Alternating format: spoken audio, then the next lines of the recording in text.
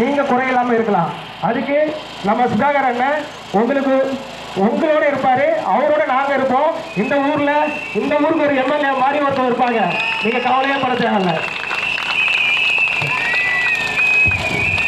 எல்லாருக்கும் வணக்கம்.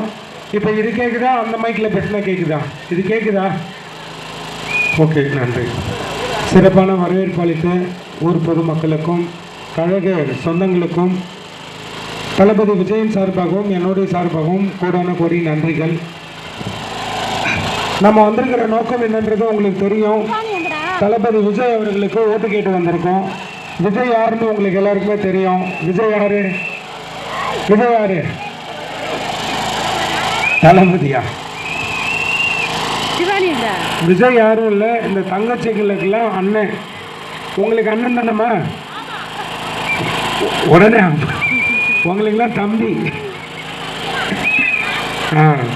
உங்களுக்கு அண்ணன், உங்களுக்கு தம்பி, இந்த குழந்தைங்களுக்கு தாய் மாமன். இப்படி ஒவ்வொரு குடும்பத்துலேயும் அண்ணனாகவும் தம்பியாகவும் மாமனாகவும் நம்ம மகனாகவும் கலந்துருக்கிற நம்ம வீட்டு பிள்ளை விஜய்க்கு தான் ஓட்டு கேட்டு வந்திருக்கிறோம். வெளியே ஆள் வேறு யாருக்கும் கேட்கல. நம்ம வீட்டு பிள்ளைக்கு நம்ம ஓட்டு போடாமல் யார் போடுவாங்க சொல்லுங்கள் பார்க்கலாம். தளபதி வந்திருக்கிறத தடுக்கிறதுக்காக அவர் வந்து அதை பொறுத்து கொள்ள முடியாத, எங்கடா மக்களுக்கு ஒரு நல்லது பண்ணால் மொத்த மக்களும் ஒரு பக்கம் போயிடுவாங்க, நாளைக்கு நம்மலாம் அரசியலை நம்பி தானே இருக்கிறோம், எப்படி சம்பாதிக்கிறதுன்னு சொல்லி அந்த மற்ற கட்சிகள்லாம் ரொம்ப அடிச்சுக்கிறானுங்க, ரொம்ப சாகுறானுங்க. அதுக்காக தளபதி மேலே என்னெல்லாம் பழி சொல்லலாம், என்னெல்லாம் அவர் மேலே குற்றம் சொல்லலாம், தினம் தானே இதே யோசிச்சுட்டு கிடக்குறானுங்க.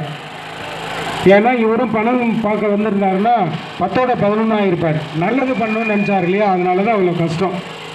இந்த உலகத்தில் கெட்டது ஈஸியாக பண்ணிடலாம், நல்லது பண்ணுறது தான் ரொம்ப கஷ்டம்.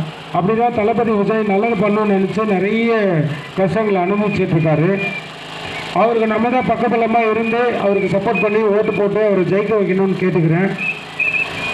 இப்போ மற்ற 2 கட்சிகள் வந்து கொஞ்ச நேரம் தம்பி கொஞ்ச நேரம் விசில் விடாதீங்க. மற்ற கட்சிகள் வந்து ஓட்டுக்கு 1000, 2000, 5000 வரைக்கும் கொடுக்க போகிறாங்க.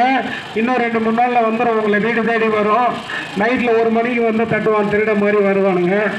வந்தாங்கன்னா வாங்கிக்கோங்க, அது வாங்க வேணாம்லாம் நாங்கள் சொல்லலை. ஏன்னா அது நம்ம வீட்டு பணம். அவன் வந்து கொடுக்க வருவேன், அவன் வீடு விற்று கொடுக்கல, நகை விற்று கொடுக்கல, இடத்த விற்று கொடுக்கல. ஆமாம் தானே? யாராவது வந்தால் விற்றுட்டா வந்து கொடுக்குறாங்க.